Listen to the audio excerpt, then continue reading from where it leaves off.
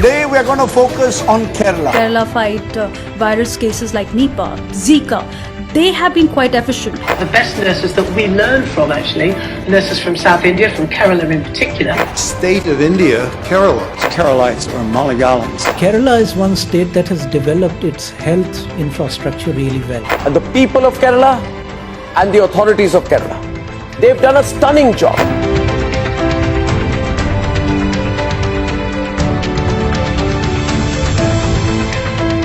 The concept of the Kerala model in fighting COVID is gaining acceptance all over the world. Even as others stand observing with awe and admiration, the health workers of Kerala are busy exploring newer avenues in the sphere of COVID prevention care.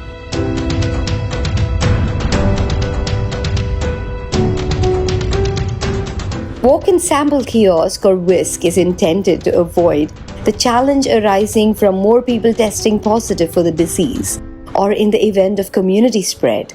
Collecting samples within 2 minutes' time is its main highlight. Apart from ensuring that the doctor and patient will not come in contact with each other, this arrangement helps to speed up the tests. This is the first time in India that such a facility has been set up for COVID prevention activities.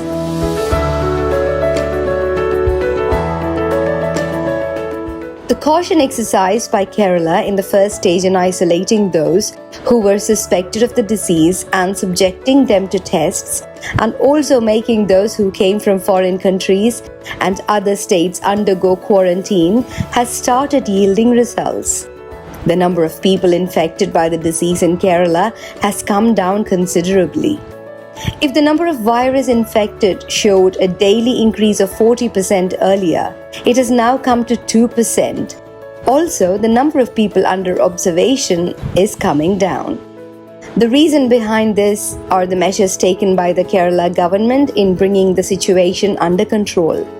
The government's promulgation of the Kerala Epidemic Ordinance 2020 is itself a proof of the seriousness of its actions.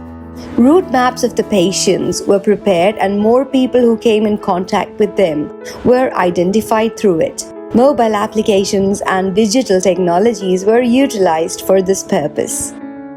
Being able to accurately determine from whom the patients were infected by the virus boosted the self-confidence of the health workers. 70% of the infected persons in Kerala had either returned from foreign countries or other states. They were kept in strict quarantine, and those who came in contact with them were identified.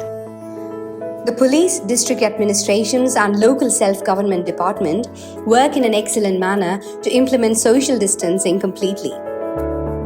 The public relations department gave strong support to the health workers. Kerala has the most number of people who recovered from COVID infection and returned to life. If 11.2% of people recovered from COVID disease in the country, the percentage is 52.24 in Kerala. The oldest people among those who recovered from the disease in the world are most likely from Kerala. The health workers in Kerala rescued people as old as 93 and 88. More people recovering from COVID disease and leaving the hospital is the positive outcome of creating a definite treatment roadmap and strictly following it. Foreigners who recovered from COVID viewed Kerala's health sector with wonderment. Whereas they have to spend huge amounts for treatments in their home countries, Kerala offered excellent facilities as a service. We shall overcome someday. Kerala is ahead of other states in the matter of coronavirus laboratory tests as well. There are 10 centers for testing in Kerala. Kerala also indigenously developed the rapid test kit that identifies the presence of the virus in 15 minutes. The first of its kind kit in India was developed by the Rajiv Gandhi Centre for Biotechnology in Thiruvananthapuram. Kerala Sri Chitra Tirunal Institute for Medical Sciences and Technology has started plasma therapy for the first time in India. This reveals the alert nature of Kerala's society in times of need. In Kasaragod district, where the COVID infection is the severest, The Kasaragod Medical College was converted into an ultra-modern COVID treatment center in a matter of just 4 days. Apart from this, the construction of a special COVID hospital was started in Kasaragod district by the Tata Company at the request of the government. The government is taking great care to ensure that the life of people in the state is not seriously affected by this crisis phase in the field of health. It has been a huge relief to the people that the Civil Supplies Department is making available food grains and provision kits through ration shops. Over 1,400 Kudumbashree Janakya hotels and community kitchens across the state have been providing lunch for free and at ₹20 for those who can afford it. Telemedicine facility was started to provide relief to other patients who faced a crisis due to COVID. Police and fire and rescue departments have come forward to deliver medicines to those who need it.